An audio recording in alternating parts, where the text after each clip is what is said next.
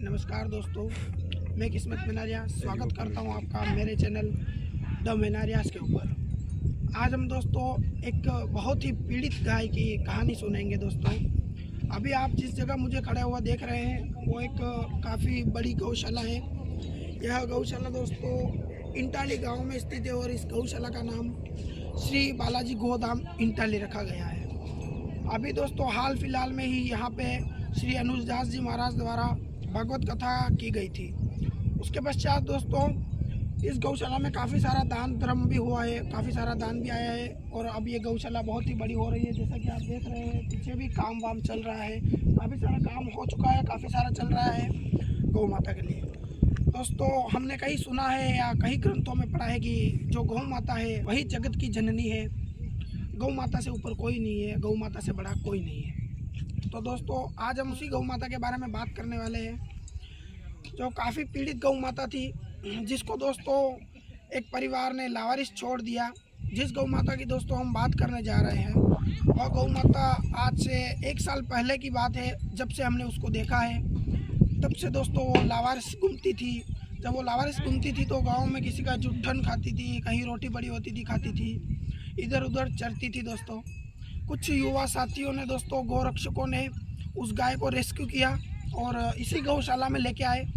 लेकिन गाय जब दोस्तों एक लोगों में घुल मिल जाती है तो वो दोस्तों लोगों के बिना रह नहीं पाती। ऐसा नहीं है कि यहाँ पे लोग नहीं, यहाँ पे भी बहुत सारे लोग हैं, लेकिन फिर भी दोस्तों जानवर उनका प्रेम कोई नहीं समझ सकता दोस्तों। तो वो फिर से दोस्तों जब यहाँ के ग्वाले उसको चराने ले गए थे गाँव के अंदर, तो दोस्तों वो गांव के अंदर से ही भाग गई थी।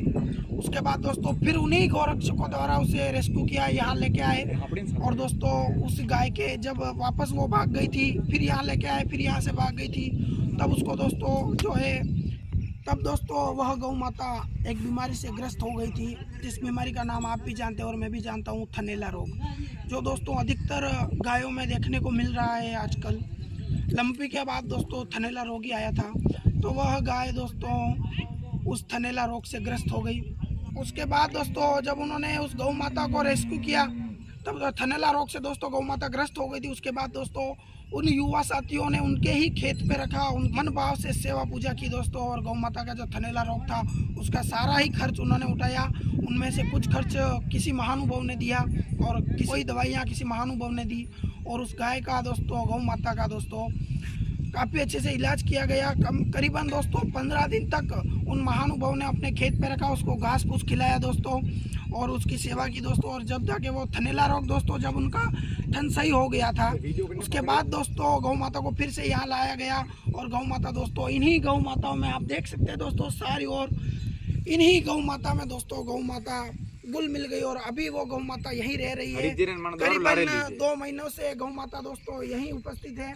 अब मैं दोस्तों आपके सामने उन महानुभाव को बुलाना चाहूँगा जिन्होंने गौ माता को काफ़ी दिनों तक दोस्तों गौ माता की सेवा की थी, जिन्होंने उनको मैं बुलाना चाहूँगा। दोस्तों आप मैं उन महानुभाव को बुलाना चाहता हूँ जिन्होंने गौ माता की सेवा की है।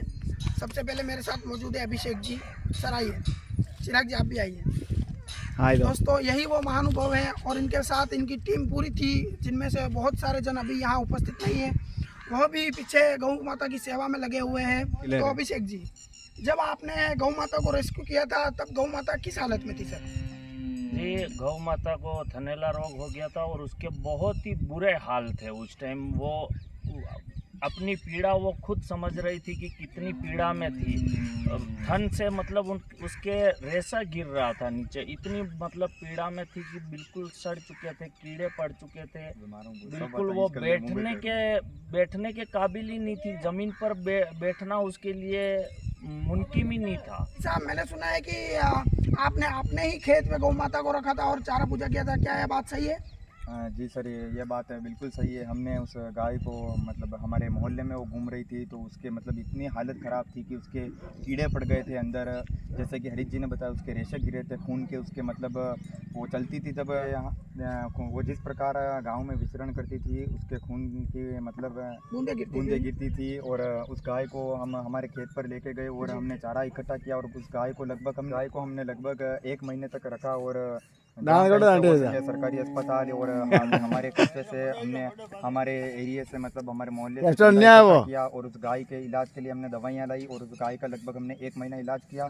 जैसे ही उस गाय के थोड़ा सा मतलब वो थनैला रोग ठीक होने में आया, हमने उस गाय को गौशाला में पहुंचा दिया और वो अब गाय गौशाला में ठीक है और स्वस्थ है। ठीक है दोस्तों, धन्यवाद सर आपका। गौ माता के अंदर गुल मिल गए आपको? हाँ। सारी गौ माता अच्छी है? बिल्कुल, सब अच्छी है, सब अच्छी है है सर, धन्यवाद आपका। तो दोस्तों अब हम आपको लेके चल रहे हैं उन्हीं प्यारी गौ माता के पास में जिस गौ माता का पिछले 6 महीनों से इलाज चल रहा था और आज वो किस कंडीशन में है। चलिए आपको एक सरप्राइजली बात बतानी है दोस्तों, चलिए हमारे साथ। दोस्तों आप देख ही सकते हैं हमारी प्यारी नंदिनी को, यही वो गाय है दोस्तों, यही वो नंदिनी की कहानी थी जो हमने आपको इतनी देर से सुनाई है दोस्तों। यही वो नंदिनी है जिसने आज बहुत ही सरप्राइजली हमको बहुत ही ज़्यादा सरप्राइज कर दिया इस नंदिनी ने दोस्तों हमको। जब ये दोस्तों हमने इसकी सेवा की थी तब दोस्तों इसके पेट में बच्चा था और अब मैं आपको दिखाने जा रहा हूँ नंदिनी का बच्चा दोस्तों, जो आज सुबह ही इसने इस बच्चे को जन्म दिया है। चलिए दोस्तों मैं आपको बच्चा दिखाता हूँ। और यही दोस्तों नंदिनी की बच्ची हुई है, ये भी दोस्तों नंदिनी ही है, एक छोटी नंदिनी, प्यारी नंदिनी के साथ देखिए कैसी गुल मिल गई है अब। और नंदिनी दोस्तों इस गौशाला में आके काफ़ी ज़्यादा खुश हो गई है, देख सकते हैं नंदिनी का प्यार और इन गौपालकों का प्यार। इसी के साथ दोस्तों मैं किस्मत मेनारिया मिलता हूँ इसके नेक्स्ट वीडियो में, तब तक बने रहिए हमारे साथ द मेनारियास के साथ दोस्तों। हमारे चैनल को दोस्तों लाइक एवं सब्सक्राइब अवश्य करें और अपने मित्रों के साथ शेयर जरूर करें दोस्तों। कमेंट करके बताएं कि वीडियो कैसा लगा दोस्तों। धन्यवाद।